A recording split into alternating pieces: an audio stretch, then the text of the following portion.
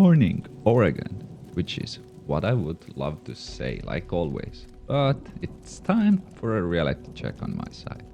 I spent around 10 hours during Christmas season trying to do a special kind of present for you as a video, but it all went a little bit wrong. So it's story time. What happened to the video? Firstly, let me show you something. This was the planned timeline for this video on the DaVinci Resolve editing software. It's all going into the trash can. But one of these things that I have learned as of late, maybe I should not be this harsh for myself, just go with the flow. Even the most polished and proudest projects of mine will not actually get views because YouTube does not care to promote them.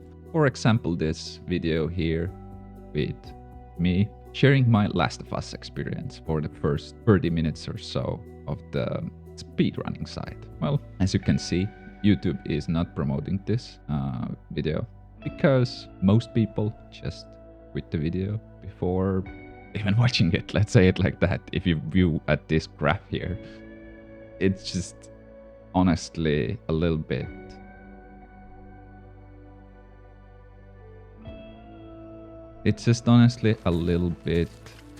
what's the word? Disheartening. Yes, that's the word. Hey, I cleaned up the cat vomit. Universe does not want me to YouTube. Anyhow, let's get back to the idea that I wanted to present. Like Copeland would say, don't believe the lies. Game has lied to you all along. Hordes are actually easier than you expect. Let me show you the first clip. This is the SAF. It's killing horde freaks in 2 hits, even on survival 2 difficulty. The thing is, all guns actually deal way more damage to hordes than normal enemies. Does not matter where you aim the gun at. If it's a body shot, a leg shot, that's completely pointless. Now, let me introduce you to Sheila. She will be our show pony for the next 2 clips. As you saw, it took way more hits to remove Sheila from the premises. But what would happen if we would try to use a rock to take her down? Well, obviously it's not meant to be working, as the rock is a utility tool. It's for sneaking around. It does not kill enemies.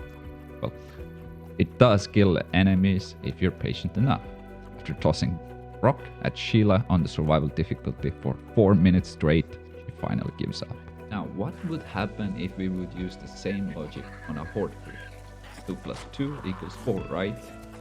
We should be able to kill horde freaks with rocks. Thing is, it takes way too long to kill a horde swarmer like this. It does not take 2 to kill them. Some fun facts though, as we are tossing the rocks at the swarmer. There are no female swarmers in the game. Also, there are no other races in the lines of zombies. Some theories go that swarmers lose their skin pigmentation. Well, there's an easier explanation. Oregon is mostly 90 to 95% white populated state, thus obviously we would have less diversity here. But did you know that you can kill hordes theoretically with smoke bombs? If you clump them up, the continuous falling animation makes it so that the enemies keep on taking damage from the falling animation of the smoke bomb. Attractors work the same way, by the way. It's kind of interesting. Also works in survival too. Pretty good. Now, you might have a light bulb moment. Maybe that's how we can abuse the rocks. Sadly, that's not how rock physics work. But what if we go back in time? No PCs, no PlayStation 5s, a disc version of the game, and the PlayStation 4 Slim that has no internet connection. Patch version 1.00. Turns out the horde enemies do get 2-shot by the rocks in this version. Ladies and gentlemen, let me present you. No weapons whatsoever. Yes, I have this lawnmower machete, but I'm not planning on using it. This deacon is a level 2 deacon. That means He just started the game. Now, we are supposed to do Bug the Hell Out, which is the earliest mission possible. We're supposed to do No Starving Patriots, which is the radio tower missions. Our bike is all the way there, and we are all the way in the frigging sawmill.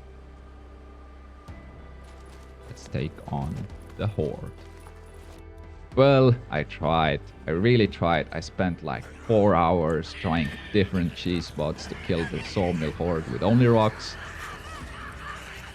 But it was all not, because the best I got to was around 250 swarmers killed. Sad part is, it's doable, totally doable. And I wanted to get the bragging rights, but I gave up trying. Why? Firstly, it was so time consuming. It took me over an hour to get 250 of them. Secondly, it's all luck. One of the reasons why early versions of the game had such bad performance issues was how hordes were coded.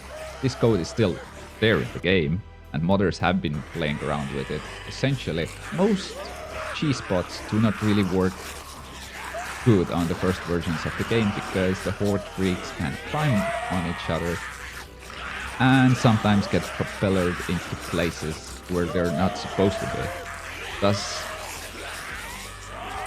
making these cheese spots really bad. If you would like me to make a video about like how hordes can climb each other on the modded PC version, which is a restored feature of the game, feel free to let me know. Thirdly, I wanted to push out the video this year during Christmas, and I did not want to spend until the next year grinding to do a lot of runs. If you want to go at it, feel free to grab a disc version of Days Gone, make sure it's unpatched, and you're good to go. You'll get bragging rights at least. Now, if you're one of the few people who reached the end of this, I wanted to say thank you. Like, for real, thank you for watching it. I'll be back with other videos soon. And take care on the broken roads, drifters.